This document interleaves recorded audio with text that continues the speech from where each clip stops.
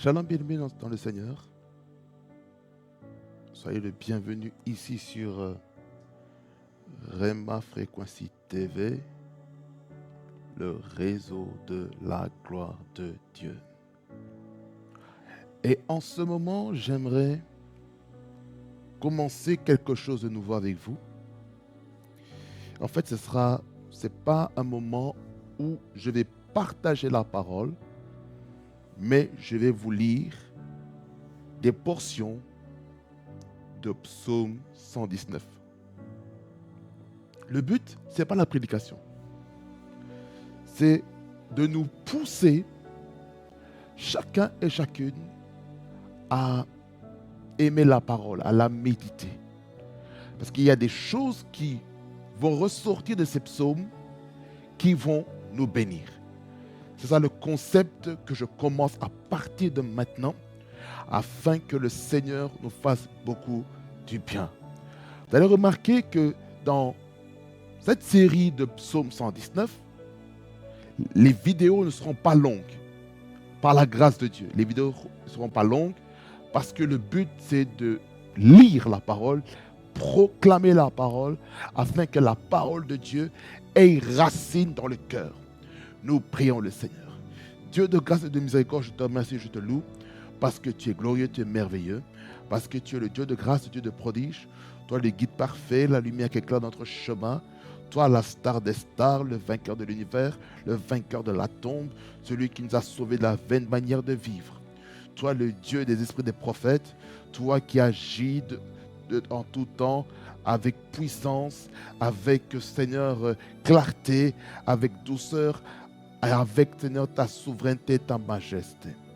Seigneur, je te remets, Seigneur, cette nouvelle série de lecture et de déclaration, afin que, Seigneur, chaque jour, qu'on puisse lire ensemble chaque portion de cette portion du chapitre 119 du livre de Psaumes, au nom de Jésus.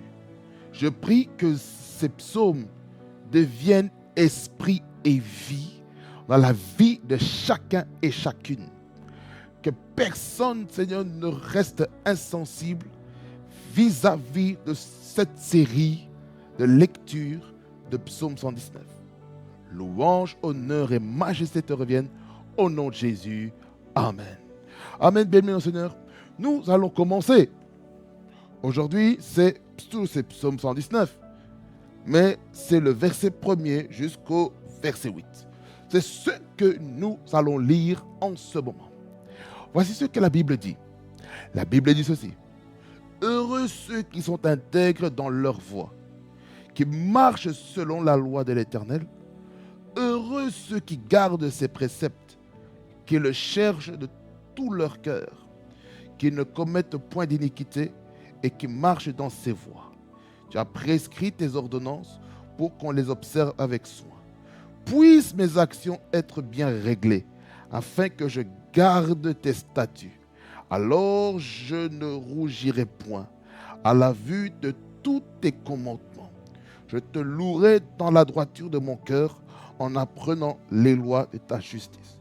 Je veux garder tes statuts, ne m'abandonne pas entièrement. Amen. Bien-aimés dans le Seigneur, voici les 8 premiers versets de Psaume 119.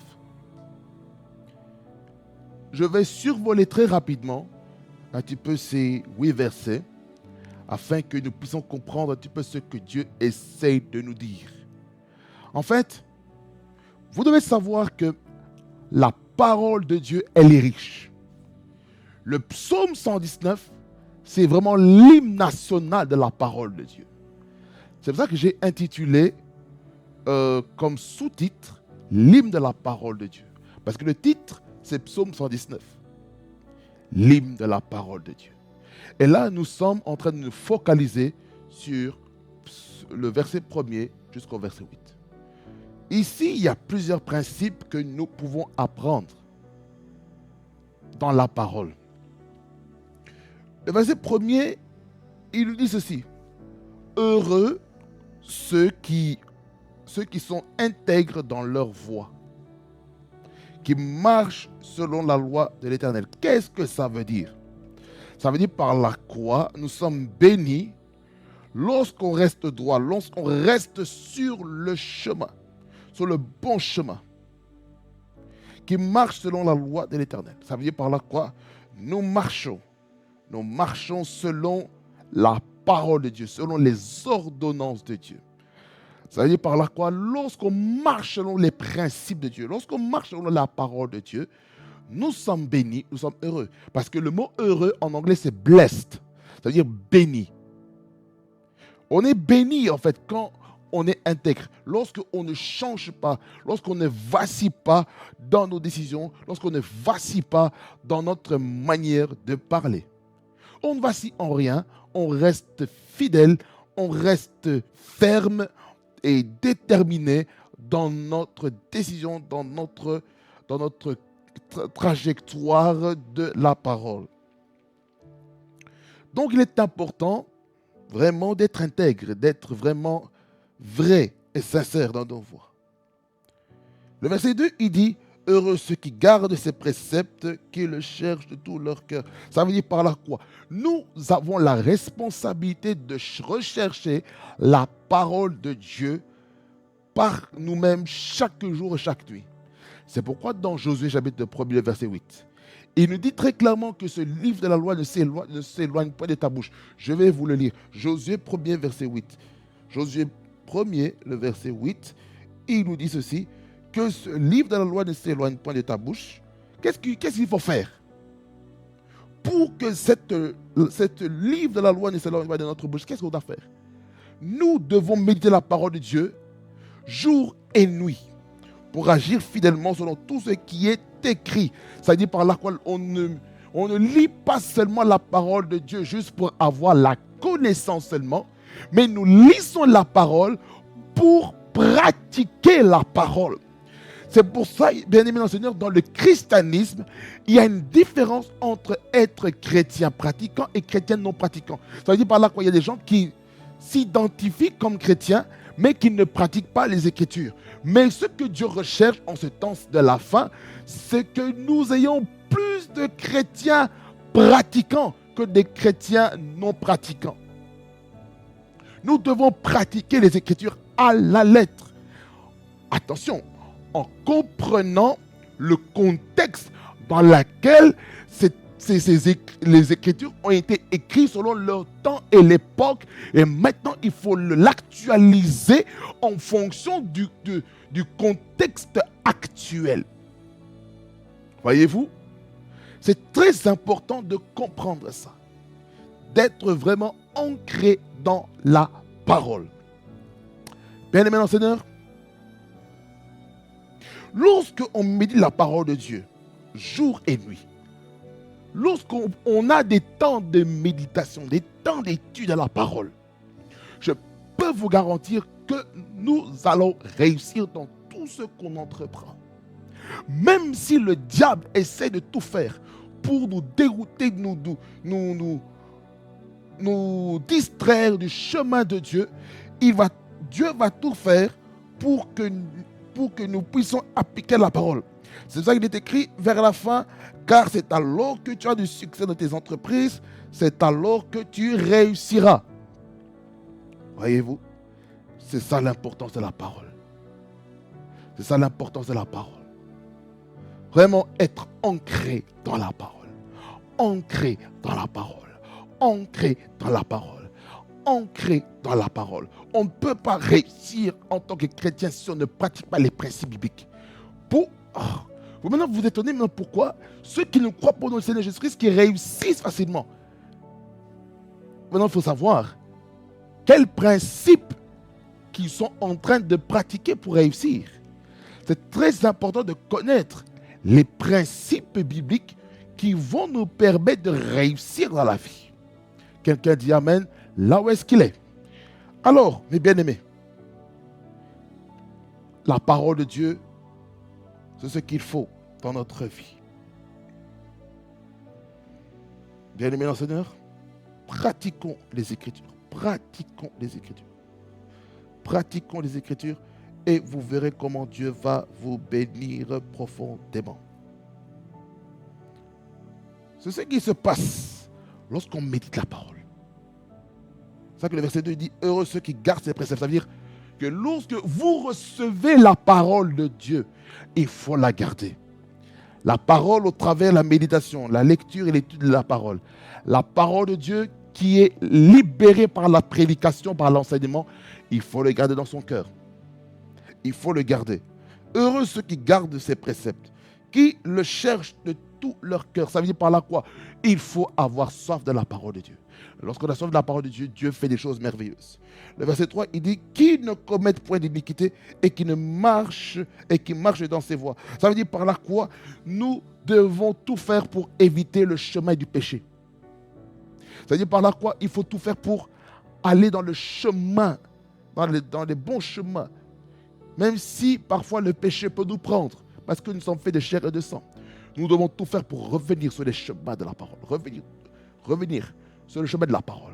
La parole. La parole. Car c'est la parole qui va nous donner la vie. C'est la parole qui va nous donner la bonne santé. C'est la parole qui va donner l'abondance. C'est la parole qui va nous nourrir. Car la Bible dit ceci que l'homme ne vivra pas de pain seulement, mais de toute parole qui sort de la bouche de Dieu. Voyez-vous, on a besoin de la parole. La Bible dit aussi dans Romains 10, 17, or la foi ne vient de ce qu'on entend, et ce qu'on entend vient de la parole de Christ. Donc ça veut dire par là que nous avons besoin de nous nourrir de la parole. On a besoin de se nourrir de la parole. C'est la parole de Dieu qui nous permet de revenir sur le chemin. Regardez, lorsqu'on conduit en voiture, que maintenant, on est censé tourner à droite, mais on conduit tout droit. Qu'est-ce qui va se passer? Le GPS va recalculer son itinéraire pour qu'on puisse revenir sur le chemin. C'est pareil avec notre vie, avec notre marche chrétienne, bien-aimé Seigneur. C'est pareil. Ça veut dire par là quoi? Lorsque maintenant nous marchons avec le Seigneur dans la direction qu'il faut, eh bien, nous n'allons pas souffrir, nous allons gagner du temps. Et parfois, on essaye de pas prendre la direction de Dieu, mais prendre notre propre direction, notre propre directive, nos propres voies, notre propre sentier. Même si Dieu a dit que Dieu nous a donné le choix entre la vie et la mort, la bénédiction et la malédiction. Mais il nous conseille de choisir la vie, bien-aimé dans le Seigneur. Donc, comprenons ceci. Lorsqu'on prend notre propre chemin, on va durer longtemps. Mais lorsque maintenant, on est guidé par le Saint-Esprit dans nos décisions, on va gagner du temps. Alors, bien-aimé Seigneur, gagnons du temps dans notre manière de marcher avec le Seigneur. C'est très important. Si on ne gagne pas du temps par notre distraction, par des embouteillages spirituels qui nous empêchent d'arriver à la destination en temps et en heure, là, il y a un problème. Donc, je nous encourage à rester sur le chemin de Dieu, à rester dans la parole, à rester sur le chemin du Seigneur. C'est très important, bien-aimé dans le Seigneur Jésus. C'est très important.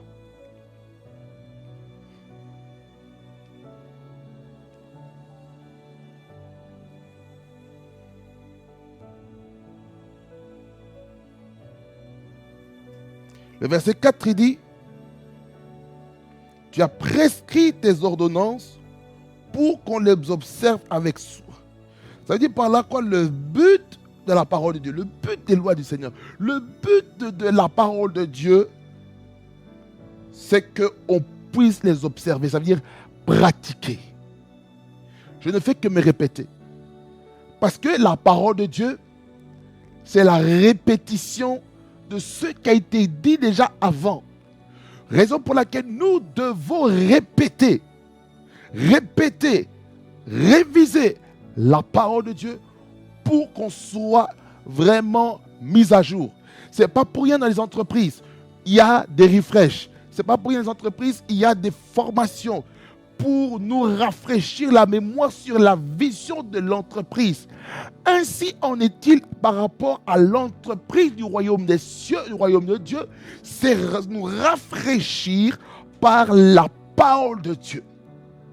C'est la parole de Dieu qui doit nous rafraîchir. Quelqu'un dit Amen.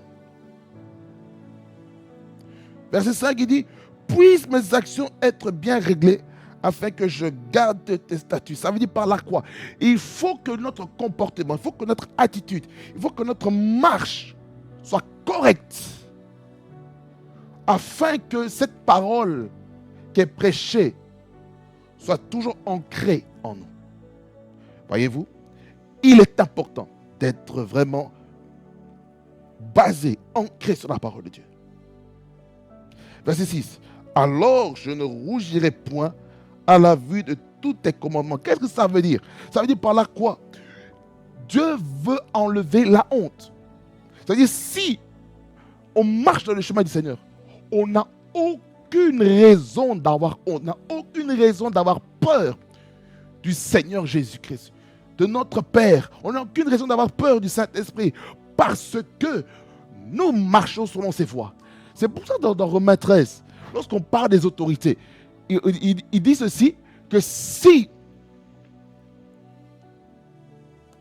nous nous comportons bien, je paraphrase, si nous nous comportons bien, on n'a aucune raison d'avoir peur des autorités. Mais on a des raisons pour avoir peur des autorités si nous faisons le mal. Et ce n'est pas pour rien qu'il a le marteau, qu'il a l'épée pour juger. Voyez-vous? Raison pour laquelle nous devons être corrects avec le Seigneur. Si on est correct, on n'a aucune raison de rougir. On n'a aucune raison d'être timide. On n'a aucune raison d'avoir peur de Dieu. Lorsque on met sa parole en pratique. Amen.